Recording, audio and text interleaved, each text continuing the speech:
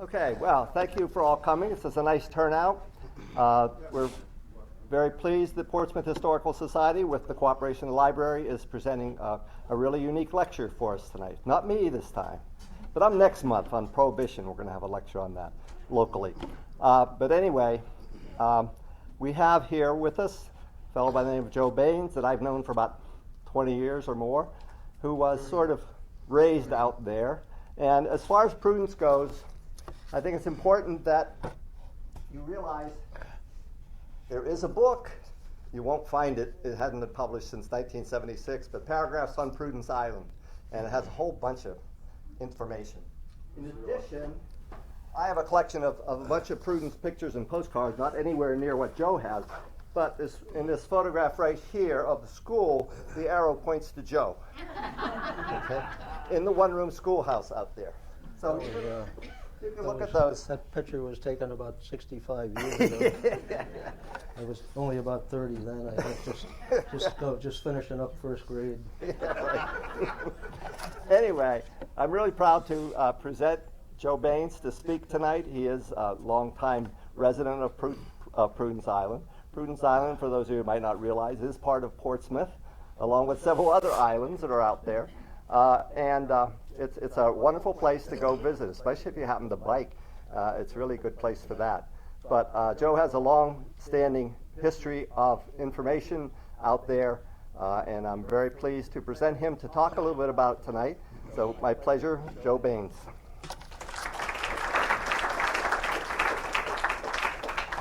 Thank you, Jim.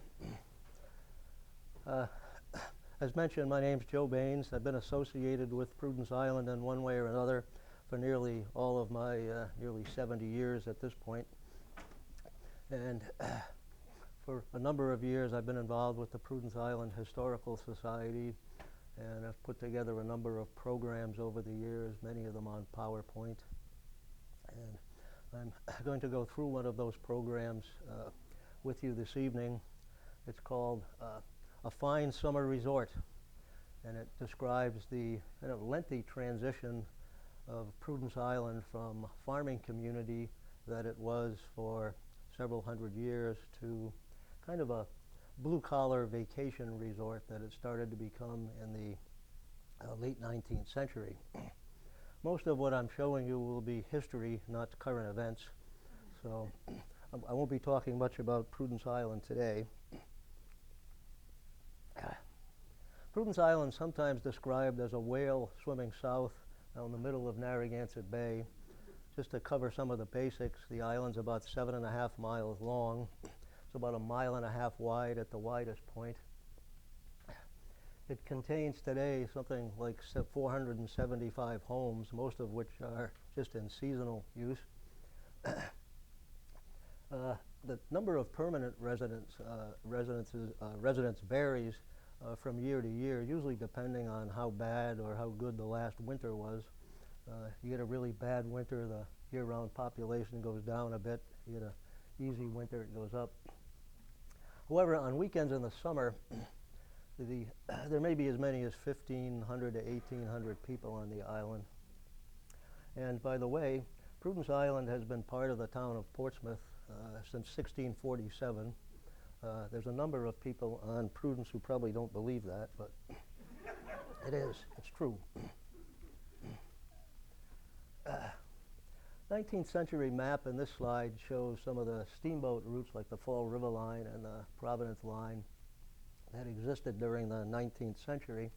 And it's really just to illustrate the fact that Prudence's location in the middle of Narragansett Bay at times has caused the island to be isolated, but at other times it's promoted its development. The latter was more so several hundred years ago, and the former thing there is probably more the current situation. Prudence Island was settled by English immigrants around the mid-17th century, many of whom had good reasons to leave Great Britain or England at the time. There was so much tumultuous things going on at the time. But from then until about the late 19th century, the land was primarily in agricultural use.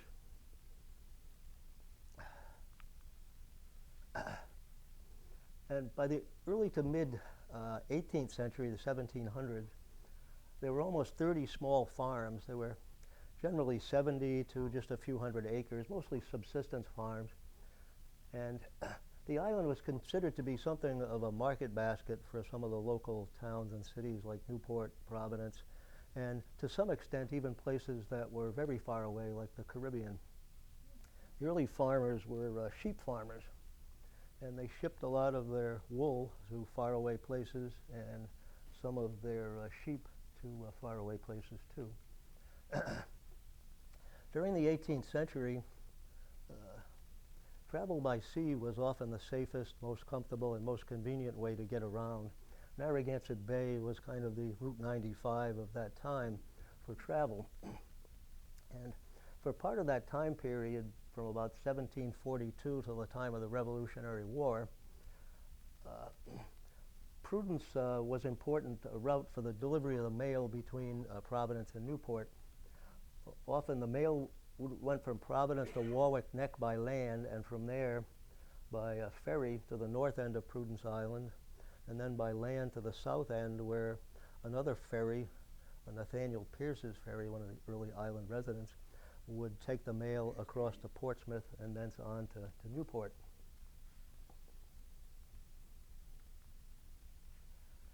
Just a couple of quick examples of what some 17th century homes looked like in Rhode Island. This is one in East Greenwich.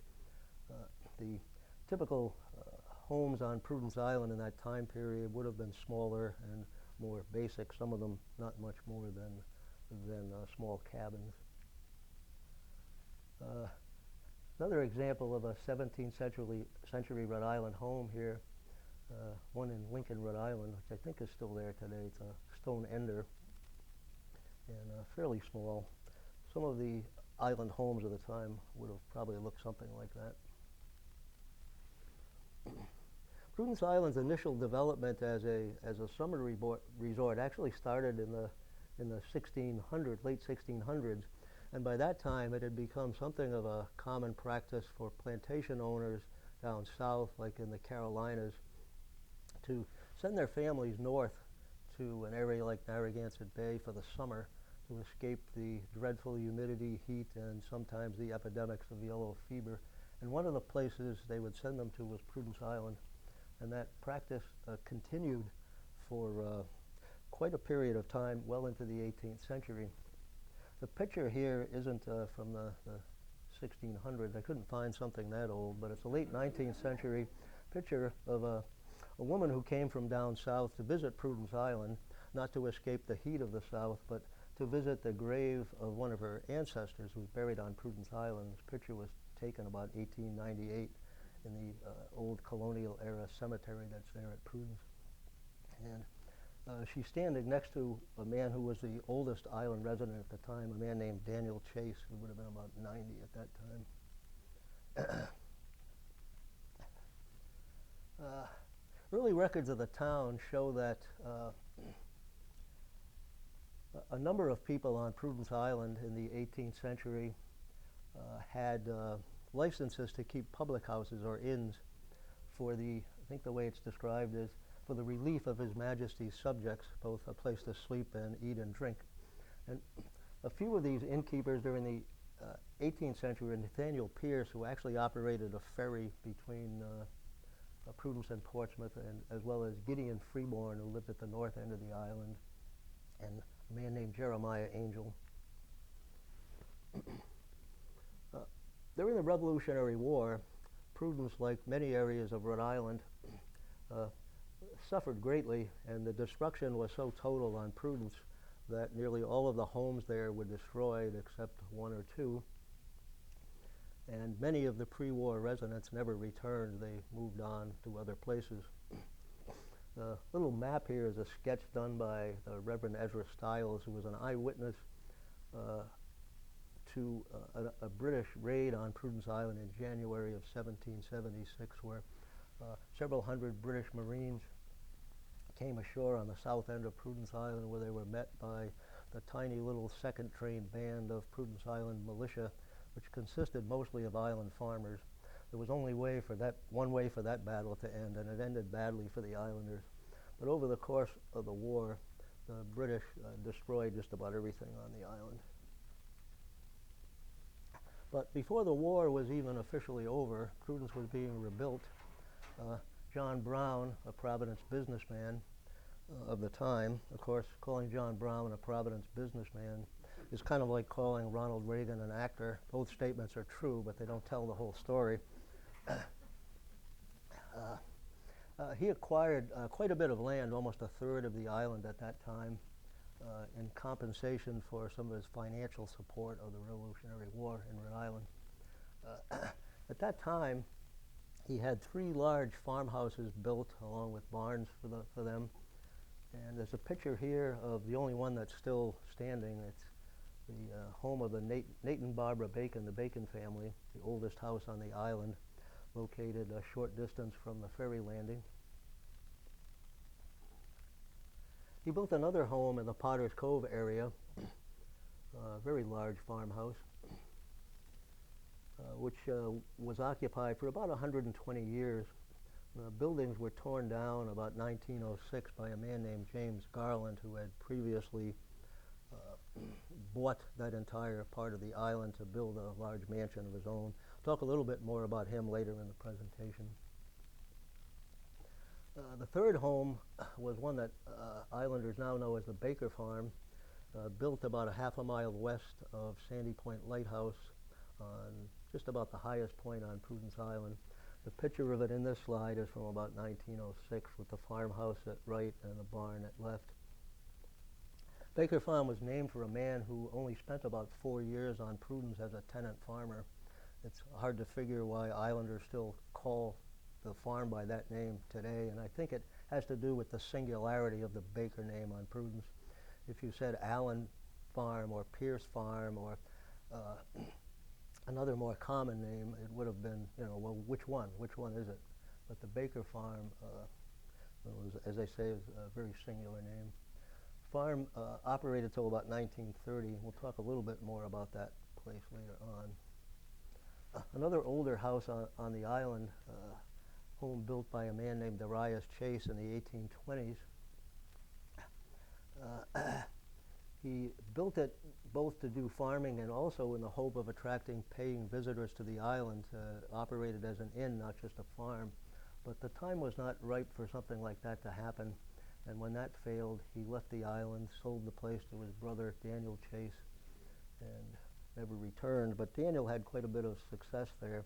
The old barn, this is the Homestead Farm, and located just up the hill from where the ferry landing is today. The old barn is seen at left, which is long gone, and the house off to the right. The house, built in 1823, lasted till about a month ago when it was demolished to make way for something bigger and better.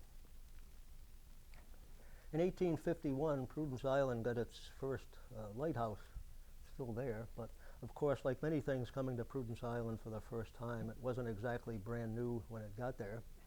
It had originally been constructed in 1823, not 1828 as it says in that picture, but it was built in 1823 at the north end of Goat Island.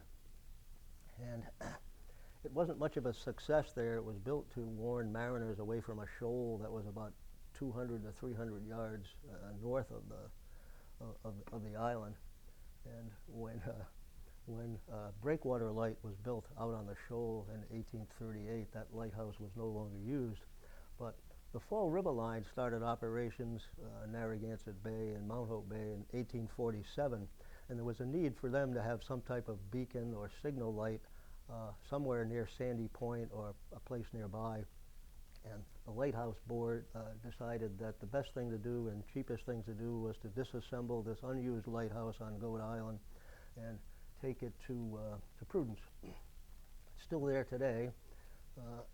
Some overzealous amateur mason, when they were chipping paint out of the date, made it an 8 instead of a 3, but I think it's been corrected now. It's got the right date on it. And the name David Melville is the name of the man who built and designed it in Newport. It's today the oldest standing lighthouse in Rhode Island, and it's still an active light. Education was very important to Prudence Island farmers. The island farmers had a hard life. Farmers everywhere have a hard life. And they saw the way for their children to have a better life was through education. And the first official schoolhouse was erected in 1763 near the highest point of the island, just north of the Baker Farm. But the British burned that. They were apparently anti-education.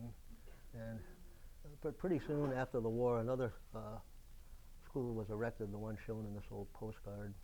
It was built in a different place, then moved to the original school location and operated until 1895, when the current schoolhouse was built the following year, 1896, and that's still in use somewhat. Picture here of Mr. William Bullock's house at the top of the hill above what today is Bristol Colony on the southern part of the island. He built this place about 1853, and it was probably the first building erected on Prudence Island to be something other than a working farm. It was meant to be a gentleman's farm, and that's what it was for many years. Talk a little bit more about that building later on. Mr. Bullock needed a way to get to and from Prudence Island, and by that time the old Oliver Hazard Perry sidewheel steamer was operating on the bay, and he set up a system with them once he had a wharf built in front of his house for them to take him there whenever he wanted. Perry typically ran Newport to any place on the bay that she could get paid to go, and she operated till the time of the Civil War. When the Perry went into government service during the Civil War, the city of Newport took over for her, operating generally between Newport and Providence and a number of other locations on the bay, and making occasional stops at Bullock's Wharf. But things on Prudence changed dramatically in June of 1874 when some investors from Providence purchased some acreage, part of the old Sweet Farm on the southern part of the island. They bought 380 acres along Prudence's west shore, and soon had it platted out into about 1,200 house lots, town squares, parks, streets, everything, and started selling off the land initially to themselves and their business associates, one of whom was George W. Williams, a descendant of Roger Williams, and a name who still has descendants on the island today. But Barrett owned the largest agricultural supply company in Providence, Rhode Island, probably the largest one in southern New England.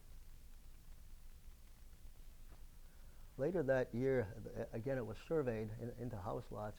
A wharf was built and regular steamboat service was initiated with a number of different bay boats. By the time this map was published in 1895, there were about 30 seasonal homes at the park, and there was also a beach pavilion, a freight and ticket station on the steamboat wharf, and a number of other features. Barrett and Williams weren't land speculators, but were looking for a place to establish summer cottages for themselves, for their families to use, and for some of their business associates. One of the first places built north of the wharf was by Barrett, his Bayview Cottage, overlooking the west passage of the bay. That lasted till about 1954, and after being abandoned for a couple of years, some islanders demolished it to be able to use the lumber for other things. One of the things you find when you look at the history of Prudence Island is it must have been very hard to get lumber out there, because there's a long tradition of tearing things down to build something else with it. We'll talk more about that as we get further into the presentation. Mr. Williams built his fine summer home south of the wharf, called it Bluff Cottage. Postcard view of it's at right. Doesn't look too much different than that today, except the gingerbread is mostly gone. House lots at Prudence Park were advertised for sale at the Providence store located on Canal Street in Providence. By the early 1880s, the freight and ticket office were put in. The building provided a place to get out of the weather while you waited for usually the city of Newport to arrive. Mount Hope, shown here, was without a doubt the most popular boat that ever operated in Narragansett Bay. It was built in the around 1884, 1888 time frame. It was a side wheeler like the city of Newport. She lasted till about 1935. She's seen here leaving the wharf at Prudence Park about 1912.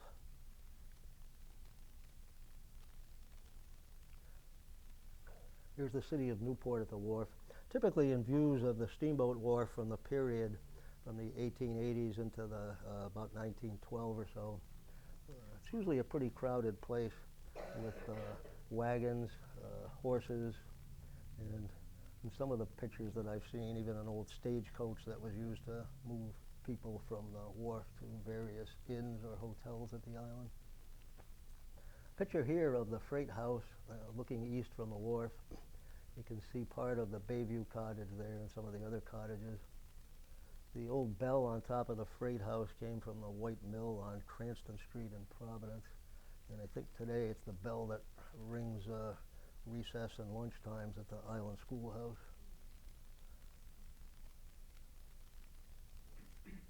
In the 1880s, Charles Perkins, general manager of the Rhode Island Horseshoe Company, who had made a great fortune during the Civil War, selling horseshoes to the Union Army, bought land at Prudence Park and built a large house at the corner of Broadway and Atlantic Avenue. And by 1895, he owned at least 3 homes at Prudence Park. The structure shown in this slide, the double building there, was called the Prudence Park Casino, and it was built as a gift to the people of Prudence Park by Mr. Perkins. It was used for parties, dances, and community gatherings, and also for a period of time for religious services. Casino in those days had a different connotation or meaning than it does today. It didn't necessarily mean it was a gambling establishment. The event being shown in this picture was a Memorial Day softball game, I think a girls' softball game in 1915. View to the south and east from the steamboat wharf showing Bluff Cottage and a few of the other Victorian-era cottages.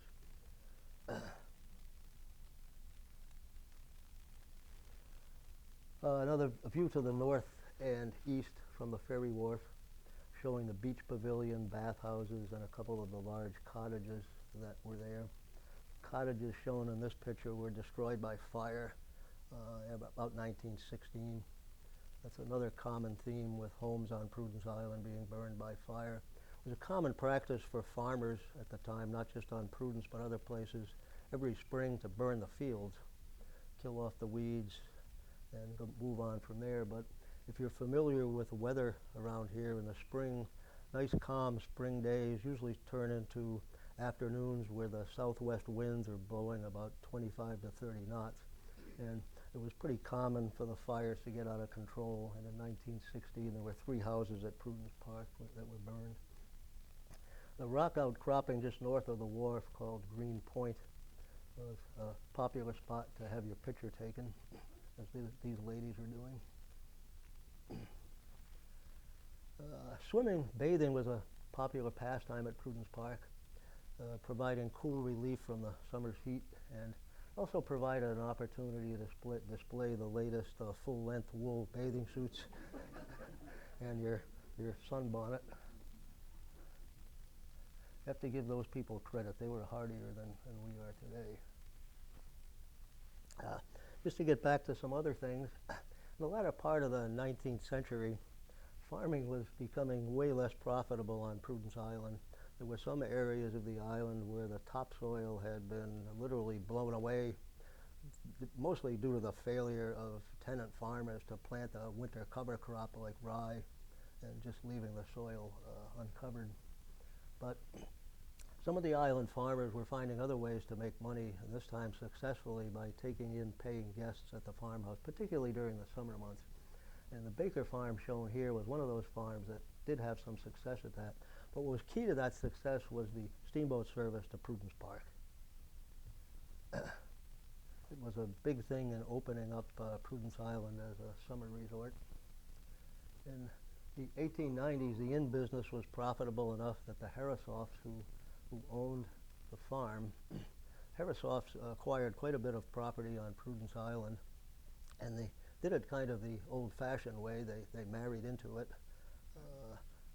Carl Friedrich Harrisoff married the daughter of John Brown, Sarah, and the Harrisoff name is, of course, a big one in Rhode Island today. But with their money, they built a large inn at the Baker Farm. It's seen at the right in this picture, called the Prudence Inn.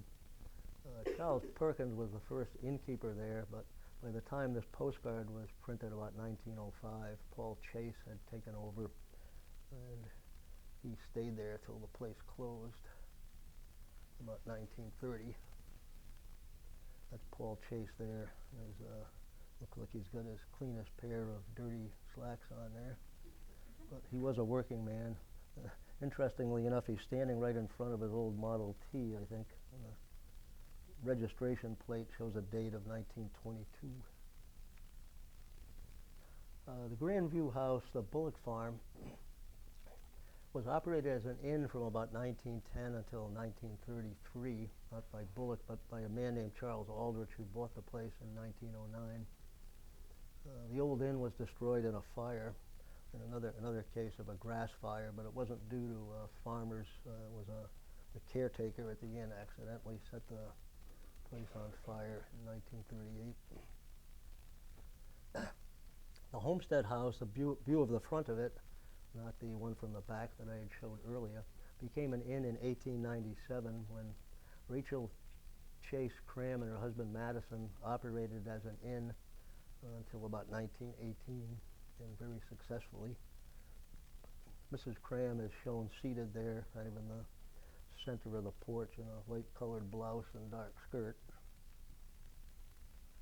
Just north of the Homestead House, there was something called the Lookout House, built and owned by Halsey Chase, operated as an inn for a period of time also. But Mr. Chase is the one who started the ferry service between Bristol and Prudence Island. And one of the things that his ferry offered that the steamboat service didn't was multiple trips today and a connection right to a railroad line in Bristol. The train would come right down Thames Street all the way to Constitution Street at one point. And although he had a very small ferry, he would make 5 or 6 trips a day and pick people up right from the trains. And he started the ferry service mainly to build some clientele for his inn and one of his sister and brother-in-law.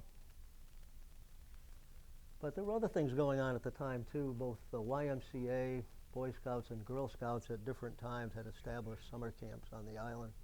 The Rhode Island Girl Scouts were there in sometime around 1919 or 1920, but it was too remote for them. YMCA camp, Providence YMCA's camp, located just south of Sandy Point, high point above the beach, is shown here during the 1893 camping season.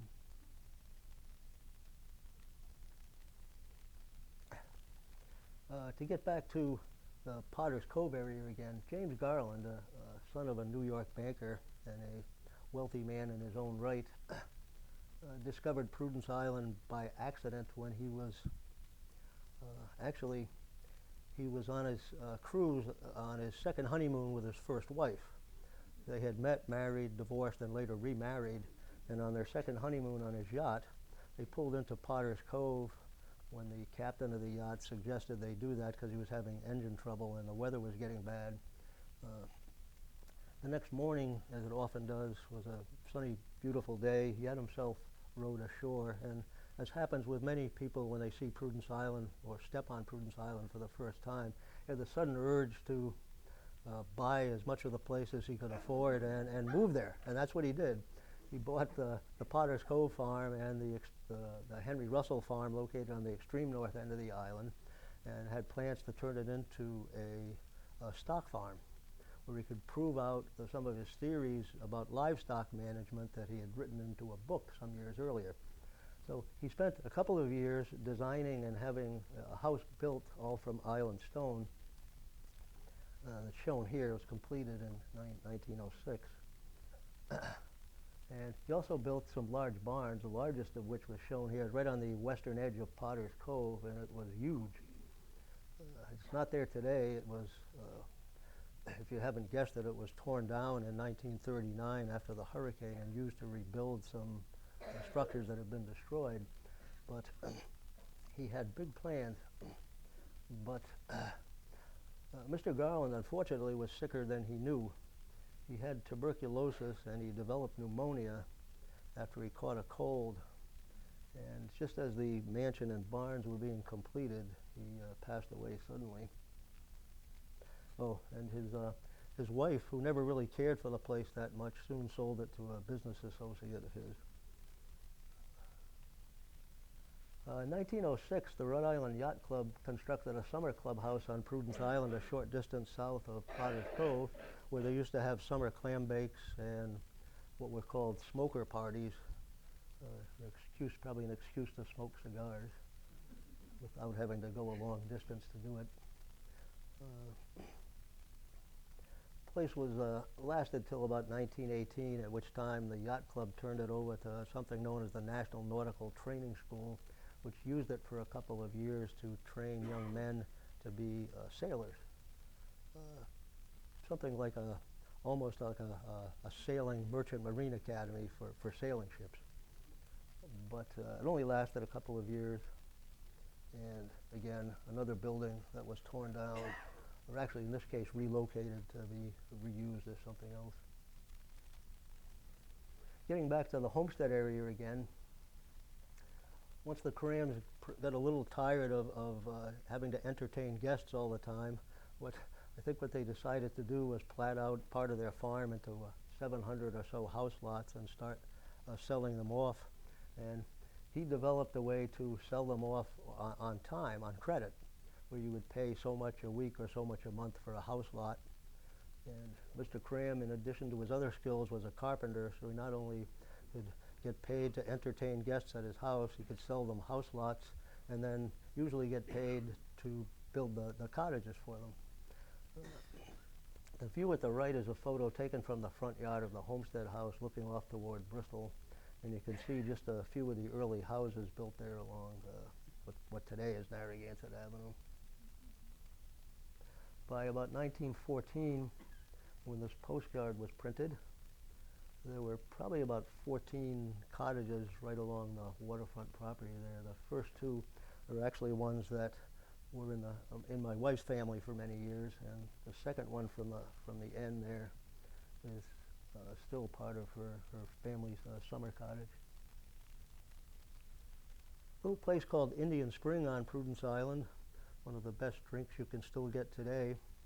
It was a water source to large areas of Prudence Island, probably from the late 19th century until probably the 1960s or 70s. Some EPA regulations in the 1990s, when they amended the Safe Drinking Water Act, put Indian Spring out of business, along with a lot of other shallow aquifer supplies of water. But this picture was taken about 1907 from members of the Chase family there. Doesn't look very much different from that today. I go up there pretty regularly to get water, so sometimes for cooking or sometimes to drink after it's been boiled. Another picture of Alice Cram, Mr. Cram's daughter, at the Indian Spring about 1906. In 1911, after Halsey Chase's ferry service had been in operation for about 7 years, a store was established called the Homestead Casino. It later added a post office in 1912. But again, a casino was something different today. They didn't do much in the way of gambling there as far as I've ever been able to research. But one of the nice things about having a store there is that you could now have an ice cream cone, as these ladies are doing while you waited for the ferry to get there. It's Alice Cram again there at the left, and she's had some visitors from the orphanage where she worked in East Providence, St. Mary's Orphanage in East Providence, having an outing at Prudence Island. Homestead Dock also provided a great place to hang out with your friends once that was built in 1909. This picture was taken in July 1919, and right in the photo is Sidney DeWolf Harrisoff standing next to a woman that would later become his wife, Rebecca Chase. They were the parents of current Bristol resident Halsey Harrisoff. And then next to Rebecca is Cortlandt Weeks, an Islander. Rebecca's sister Rachel, their cousin Harriet Cram, daughter of Madison and Rachel, and the man who would later be her husband, Fred Boyd. You never know who you're going to meet out on Homestead Dock. Shortly after Homestead Plat was developed, Lewis Harrisoff, who ran the business operations, the non-boating business operations on Prudence Island for the family, platted out an area south of the ferry landing called Lombardy Plat. And this picture here was taken the year it was platted, and it's looking east from Prudence Island toward Mount Hope Bay. This doesn't look the same without the Mount Hope Bridge there. It's worth noting that even during this time period, farming was still an important thing, and it was a going concern on Prudence Island. Hay was needed to feed the farm animals. Crops were still planted, vegetables were being grown, and livestock raised. Even when I was a child on Prudence Island in the 1950s, there was still a farming family there delivering milk to your door twice a week, right from the cow to you. That was the Farnhams. We'll talk about them a little bit later. By 1918, when this postcard was published, shows there were a few cottages located along Lombardy Plat, and you can hardly see it to the right of the picture, the right corner of the picture, but there's a large electrical generator shed there which provided direct current to the casino so that they could use refrigeration to keep things cold and electric lights.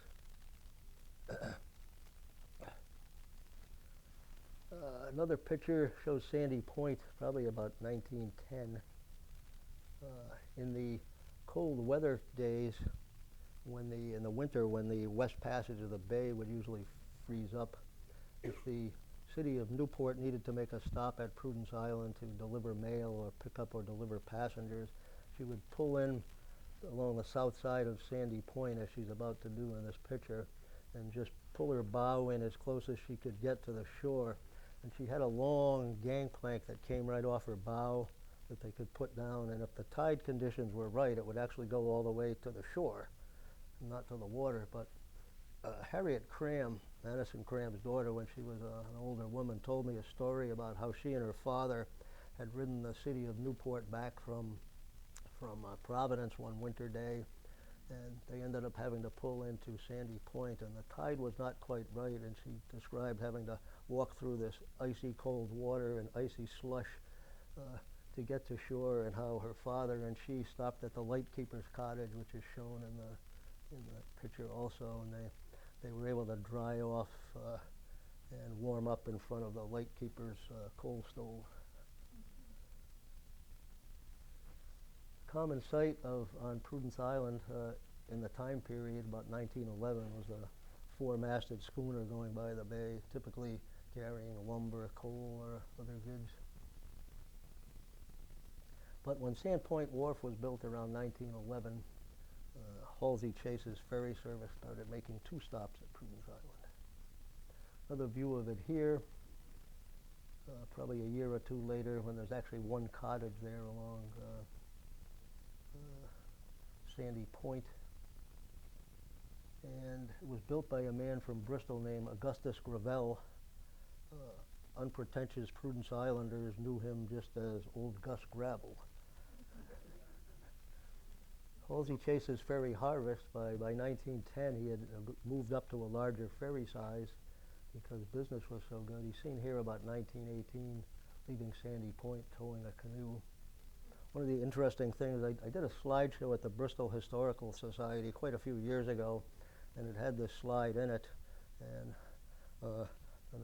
an older man from Prudence that I knew pretty well came up to me after the presentation and said, "You know, I'm in that slide." It was Roz Bosworth, who for years published the Bristol Phoenix, and he's a young man with a cap, seated on the other side of the top deck, opposite, just away from where the lifeboat is. By 1920, when this photo was taken, a number of cottages had been built in the Sandy Point area. And I chose this slide here just because it gives a good view of the fog bell tower that was located next to the lighthouse. There's a large wooden A-frame structure there, and it contains a small bell and a large pulley and weight system with ropes, kind of set up the way a cuckoo clock operates. And the light keeper, if it was a foggy night or day, had to wind up all those ropes to lift up the weights so that the fog bell would ring, and he had to go back and redo it every 2 hours. So if it was foggy, the lightkeeper probably didn't get much sleep. Homestead had its casino, but Sandy Point had its pavilion. This is another building that was repurposed. It was actually located, it's called Sand Point Pavilion here, but it had a prior job as William Morgan's barn at Prudence Park. Was moved all the way across the island on rollers towed by a team of oxen. And the most amazing thing was probably stopping it when it got to the bottom of Sand Point Hill, where it is here. That must have been quite a trick. I'd like to have seen that, about 1916. Not old enough to remember that. About the same time Sandy Point was being developed, there was this little fishing club from Bristol that used to come over to Prudence Island in their own boats and fish off the east shore of Prudence. And when that area was platted up by Charles Aldrich when he was running the Grandview Inn, a number of members of the fishing club bought lots right along the water. The first house at that area of Prudence, which is about a half mile south of Sandy Point, is shown here. And that's a building, too, that had another career. The peaked roof part of it had been a garage on Constitution Street in Bristol, and it was floated across the bay on a barge and pulled up the rocks with pulleys and weights and put in place there and turned into the fishing club, later a home for the Diamond family of Bristol. By the 1920s, there were a number of cottages at Bristol Colony. That's typical Prudence Island Road in the foreground there. Doesn't look a whole lot different than that today, I don't think. Starting in 1926, Prudence Island got its first and very own newspaper called the Prudence Island Beacon. One of the features in the Beacon was a series of cartoons featuring a character known as Johnny Woodtick of Prudence, who would describe various goings-on at Prudence Island, important happenings like rabbits mowing the lawn, Sand Point, a beauty contest entrees, and clams digging quahogs. But the big news was there were, in the advertisements, there were two competing ferry services operating at that time, the Prudence Island Navigation Company and the Harvest, which was Halsey Chase's ferry company. There were dances to live music every Saturday evening at the Homestead Casino, and there was a celebration being planned to celebrate a Revolutionary War battle that occurred on the island, and this was in 1926. The Beacon lasted till 1928.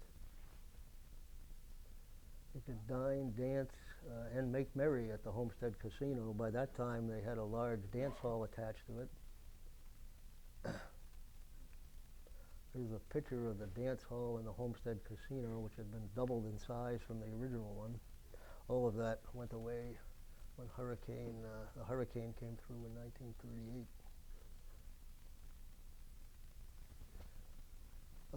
Catholic chapel was constructed in the Sand Point area in 1926, which is still operating as a seasonal church every summer. And in 1927, a cornerstone was set for a Union church at Homestead on a hill just above where the ferry landing is today. That's still operating today. Also, it actually operates year-round. Clam bakes and beach parties have been popular at Prudence for many years, including even today. Well, not today, but in the summer months anyway. These happy clam bake attendees have probably finished eating and are eating watermelon. Mentioned about a Girl Scout camp that was set up at Sand Point, operated for 1 or 2 summers, and the place was just really too remote for the Girl Scouts. But the dining hall for the Girl Scout camp later became the Sandy Point Tea Room, which was probably Prudence Island's first real restaurant. Today it's a private residence. Another postcard view of Sandy Point from the mid-1920s probably. I mentioned when I showed the yacht clubhouse earlier how it had been moved. One of the where it was moved to was Sandy Point. It was taken apart, and they used to build those 2 cottages there in the foreground. Talked about in the newspaper the sesquicentennial celebration of the big battle of Prudence Island. I think the celebration was a lot bigger than the actual battle in terms of the number of people that were there. You can see there was a parade that started to form up at Sandy Point, and by the time the front end of the parade got to Homestead, it was still forming up. Parts of it were still forming up at Sandy Point. It consisted of some genuine Indian chiefs, Chief Sunset and Chief Osamequin, and some Roger Williams and George Washington impersonators. Leroy Perry was Chief Osamequin, a genuine Wampanoag Indian, and Chief Sunset's real name was, or his American name was Edward Michael. Parade marching up past the lighthouse on their way to Homestead. Picture of the Prudence Island Schoolhouse at about 1930. Looked just like that when I started there in the early 1950s. The building out behind the schoolhouse was a multiple door outhouse with the girls' room on the left, the boys' room on the right, and the faculty lounge in the middle. The school was built by Halsey Chase, and he was also its first teacher. He really built it to have a place to be able to teach school to his children. And as I say, it's still in use today, but mostly as a location where homeschooling takes place. Picture taken inside the school in the 1920s, mostly members of the Chase family and the Hull family at the time. Another thing about the Grandview Inn was still going about the early 1930s. This picture here kind of gives you an idea of how open Prudence Island was at some points in the past. You can literally almost see from one end of the island to the other that they had pony golf, tennis, and saddle horses, and all sorts of entertainments, mostly not available on Prudence today. The Prudence Island Beacon appeared again in 1932, announcing that electricity was coming to Prudence, mainly due to the efforts of one man, Milton Chase, my mother's uncle. It says the headline was, "Electricity on Prudence may cause spectacular real estate boom here." Trust me, it didn't. And the other news was Paul Chase, age 75, gets married again, and on his 3rd try, he finally got to marry his high school sweetheart, which it describes in the text there. But unfortunately, like a lot of good things, it ended for Paul just a few years later. He died at age 78. His wife lived until the early 1950s. Here's Milton Chase there with one of his inventions that islanders called the octopus. It was a mechanical backhoe and crane, which he used for digging holes for telephone poles, putting up or electric poles, and the crane was to lift the poles up so they hung straight down to be dropped into the hole. Terrible hurricane struck the area, as I'm sure we're all aware of, in September 21st, 1938, washed away the lighthouse keeper's cottage, a number of other things on Prudence Island, and 5 persons were were drowned as a result, including the lightkeeper's wife and youngest child, a former lightkeeper who had sought shelter in the keeper's cottage during the storm, and two visitors who were renting a house on the island, and the roof of the house blew off during the hurricane. They sought shelter in the lightkeeper's cottage, and when the tidal surge came through, the only person who survived it was Mr. Gustavus, the lightkeeper himself. He jumped out the window as the house was coming off the foundation.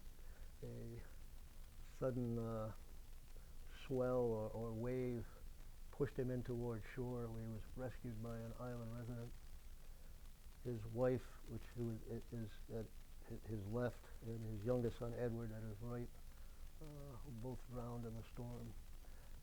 The rest of their children are in this picture, which isn't Prudence Island, by the way. It's when Mr. Gustavus was a lightkeeper down at the Cape. And his other children were all adults at the time of the hurricane, were no longer living at home, so they survived. Just to sum up a few things, significant changes occurred on Prudence Island, as they did in a lot of other places, between 1870 and the 1930s. Map on the left is from Beer's Atlas of Rhode Island School Districts, and you can see in this that Prudence Island was district number 7 for the town of Portsmouth, and there were 2 operating schools, I think, at that time, or 2 schoolhouses anyway. And in 1870, there were 12 working farms, 2 schools, 1 lighthouse, a fish oil works for processing pogies or menhaden, and a population about 80 to 85 residents with only occasional visitors. By the 1930s, there were 4 working farms, 1 school, 2 stores, 2 post offices, and more than 120 homes, most of which were in seasonal use. And a year-round population of about 55 that swelled to about 500 in the summer. The illustration at right is an old Paul Loring cartoon from the Projo, showing some of the things, mostly mosquito-related, that were going on at Prudence Island then. There was another one of Paul Loring's cartoons from the 30s that shows a couple of people in a little rowboat fishing, and Prudence Island in the background with just looks like a big dark cloud over it. And the caption in the cartoon is that, "We'd better be going, Mr. McGinty. It looks like there's a large storm brewing." And the other person, knee-high in the boat, goes, "Not to worry, it's just a large cloud of mosquitoes over Prudence Island." But anywhere along the bay where you have a lot of estuaries and salt marshes and swamps, you're going to have mosquitoes. 1940, another summer newspaper, The Visitor, came out, which lasted for only 1 issue. The ad and the tough time making a living as a newspaper person on the island. The Farnhams were still delivering fresh milk every day. There was an island bakery that made bread and pastries and sold groceries, and also something called the Lighthouse Inn, which was Milton Chase's hotel. Here's a picture of it under construction. That was the Gravel house that I showed you in a picture earlier. And the lumber all came from the Prudence Inn and the Baker Farm, which were torn down by my great-uncle to build his own hotel with. Another picture of it as completed.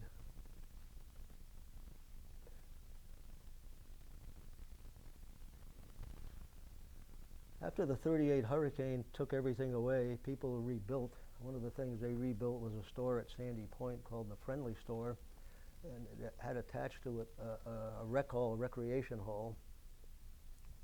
And at the recreation hall, they had a soda fountain, a Wurlitzer jukebox, which you can see in that picture, some arcade games, table tennis, and they actually showed movies there on Saturday nights.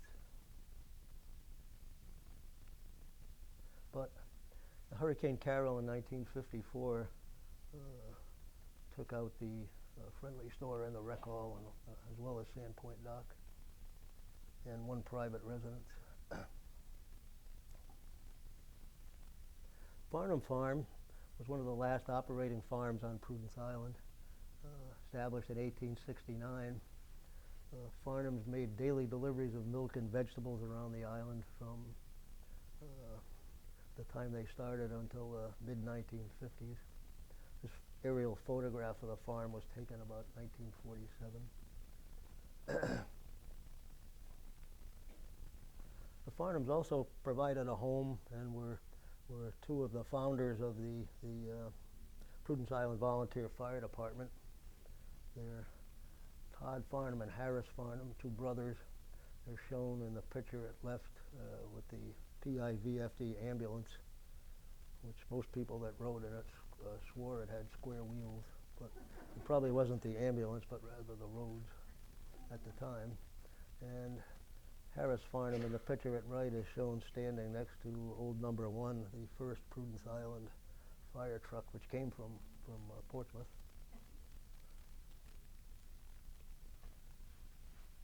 Federal government purchased the former South End Farms on Prudence Island in 1942 and established a naval ammunition dump there. An aerial photo of it from about 1955, mostly showing the T-Wharf and multiple underground bunkers where ammunition was stored. Today, it's part of the Narragansett Bay National Estuarine Research Reserve, and it's part of the Bay Island Park System. And as far as I know, all the munitions are gone. Mr. DeWitt's Bakery was a regular stop on my island route when I was about 6 or 7 years old.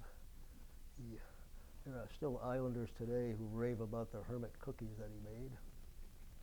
And like many islanders, he had other talents. He was probably the best fiddle player on Prudence Island for all of his life there. He's shown there with Mrs. DeWitt. One of the most amazing things about some old photos that were taken with good quality cameras that you can read the Solana T signs in the background and the what flavor in the original photo. You can read what flavor of Jell-O is up on the shelf. Getting perilously close to modern times now, talking about the 1950s. 1955, Del Papa's Sandy Point Coffee Shop opened for business and operated for almost 20 years.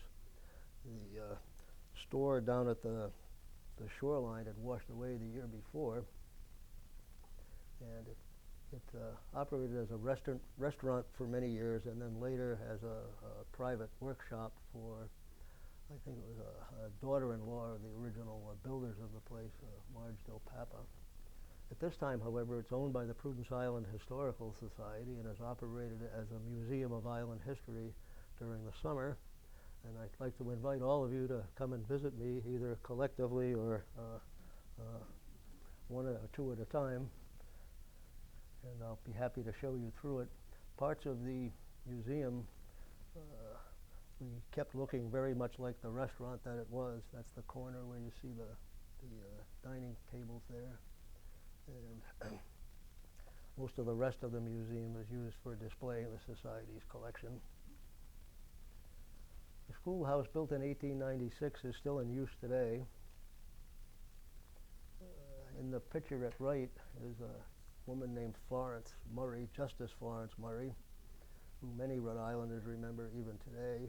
The first job she ever had was school teacher on Prudence Island the year of the 1938 hurricane. And she used to come back periodically. She's with another ex-Prudence Island teacher, William Bacon, and Florence's husband, Paul, is at right in the picture. And the event was the 100th birthday party for the Prudence Island School in 1996. So, what's Prudence Island like today? In a lot of ways, it's somewhat like it used to be. Bob Dylan said the times, they are a-changing, but on Prudence Island, it often seems that the times are something like they used to be. But frankly, it's a place where you can find peaceful solitude and scenic views, as this young man is doing in this picture. And that's not me, by the way. I'm nowhere near that handsome and never have been. But from that spot on the island, you can see the whole north part of the bay and the whole north end of the island. Beautiful spot. It's also a place where you can experience the good feelings and the happiness that you get from being with your friends. And that's what I'm doing there. The event was a Christmas celebration in 1952. I'm that scared-looking young fellow right there,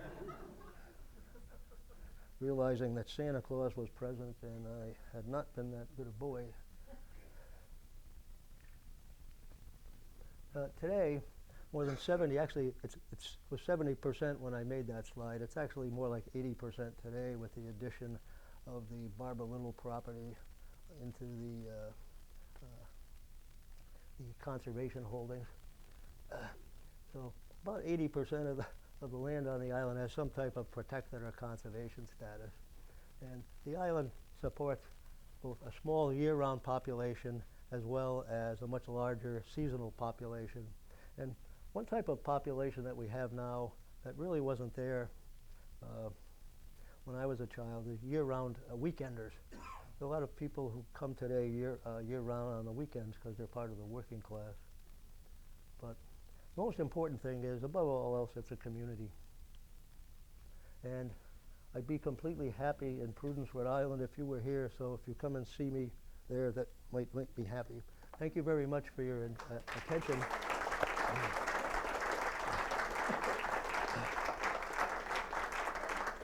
Wow. You never knew there was so much history on Prudence Island, did you? It's wonderful. And what a font we have of information here. It's great. I'm going to allow Joe time to take a few questions. I think we have a couple Prudence Islanders here. Do we? Please just show of hands of who's from Prudence. 5 or 6? That's good. Yeah. Appreciate you coming. I'm going to set up on that table back there. We have a plat map from Prudence Park dated in 1874. And I'll put these books and pictures back there too. You can take a look at that afterwards. But meanwhile, if you have questions for Joe, go ahead. Yes. Before they had the fire department, was there any kind of organized firefighting? As I understand it, there was something like a bucket brigade, which I think the fire department works of the bucket brigade were a fairly large number of wooden and metal buckets and some rope. And generally, if a fire got started and got going, there wasn't much you could do. If you had running water and a hose, you might have been able to do something. You might have noticed in a lot of the pictures I showed of Prudence Park, you might have seen some water towers with little windmill vanes on the top. A lot of the residents at Prudence Park had those, and the windmill would pump water up into the tank, which was elevated, so that by tying into that, you would get some sort of water pressure just from gravity, and you'd have running water in your house. So you had access to water and also shallow wells. So, but there really wasn't much you could do, and a lot of houses have been lost to fire there, and not all of them were 100 or more years ago. I mean, even very recently there have been some fires that have destroyed homes on Prudence Island, and in some cases people have lost lives. Fire is a serious thing anyway. Yes? If a crime were committed on the island, which I doubt it was, but how was that taken care of? Well, we have a regular Portsmouth police officer who actually lives on Prudence Island, a man named Glenn Young. And he probably doesn't have too much to do this time of year, but in the summer he's pretty busy dealing with partiers, revelers, speeders, and the typical things that happen everywhere. How about in the past, though? Even when I was a child, there was always an island constable on the island. For most of my early lifetime, it was a man named Todd Farnham. Yes. How many grades are in the school present time? Right now, where it's homeschooling, it's not officially graded, but right now, I think they tend to go all the way from kindergarten through 12th grade. This year, I think they have one high schooler there, and maybe five or six elementary age students. Anyone else? Yes. How did you get today to and fro from off the island and back to the There's island? a ferry service that operates out of Bristol from the Church Street Wharf, and they make, most days they make 5 or 6 trips back and forth during the day. Yes. Deer tick problem still exists pretty serious? Well, fortunately not this time of year, but they're in the spring and early summer months. Ticks are a problem. Do the residents pretty much pick it up and I've I've had Lyme disease several times. The first time it went undiagnosed, and I was pretty severely arthritic for about 8 or 9 years. Now I don't even notice it. There's also other ticks there that carry other diseases, and some of which are as bad or worse than Lyme disease, but they're not just on Prudence Island. They're all over. Anywhere where there's a deer population or any kind of large mammal population, there are going to be tick problems. Yes? I heard at one point, it was right after the Revolutionary War, that Prudence Island was actually the source of sandstorms that would blow across the bay. Yeah, I had mentioned rather briefly something about how in some areas the island topsoil had washed away or been blown away by, and it was, I think, in Halsey Chase's Histories of the Island, he writes about how the farmers worked the soil too hard, they worked their farms too hard, and they took all the good out of the soil. But I think what really happened was some of the 19th century farmers there were so poor that they often couldn't afford a winter cover crop, and when they left certain fields just barren, the winter winds produced something, and then once the thin topsoil was gone, it was even easier for that yellow sand underneath to just blow out into the bay. I've had some shell fishermen tell me when they're digging off the certain parts of the east side of Prudence Island, they pull up a lot of yellow sand, and mostly the result of wind erosion. Anyone else? Yes. Who were the Herreshoffs and when did they get there? Because they don't have they don't have an English sounding name. Well, it's a German name, and they came from some part in Germany, and the patriarch of that clan was a man named Karl Friedrich Herreshoff, and all of the local Herreshoffs here in this area are all descendants of his, including even Halsey and Nathaniel Herreshoff. Yes? You said that in the past Prudence Island was mainly agricultural. Yes. What are the year-round residents? What are how do they exist, or what's their economy or jobs or? Well, there's a number of islanders who make a fairly decent living, either building homes, renovating homes, or expanding homes, carpentry type work. There's quite a bit of that. The Portsmouth DPW keeps a presence on Prudence, and they send an additional person over from Portsmouth during the weekdays. There are, let's see, there's a number of people who actually commute off the island every day to go to work. There's probably, I don't know, 8 to 10 people that commute off island, maybe even more, maybe a dozen or so that commute off island. And there's a fairly significant number of retired people that live there. Oh, and there's a post office there too, and a store. So yeah. And a ferry company has an office there too. Anyone else? Is there an airport on the island? No. There's a grassy airstrip, which is a private entity. It's up on the north end of the island near Pine Hill. And a young man named Michael Rossi, he's a son of the people that own that section of the island there. They own about 30 acres there, and they maintain the grassy field, but it is private. Yes, sir. Are they still sending the Portsmouth School Department, or are they still sending teachers out to the island? No. There is not, the school at Prudence Island is closed. What takes place, the Portsmouth School Department allows the school building to be used as a venue where homeschooling takes place. And there's an organization, which is a 501c3 organization known as the Prudence Island School Foundation, and they raise funds and they hire the teacher that teaches at the school. Yes.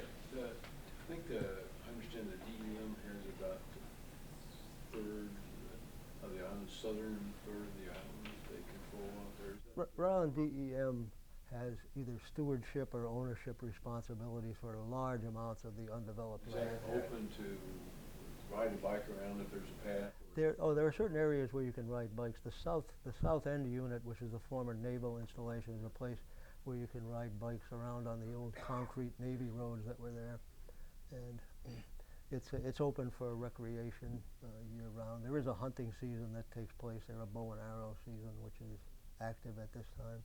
It's generally November through January. Anyone else? Okay. Appreciate it. Thank you. And thank you.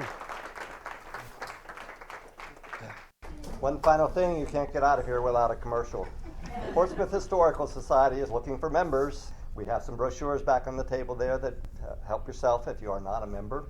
We've gone up to 466 memberships now, and we're almost halfway to where we want to go. So thousands is what we're looking for. So we really want to get your support.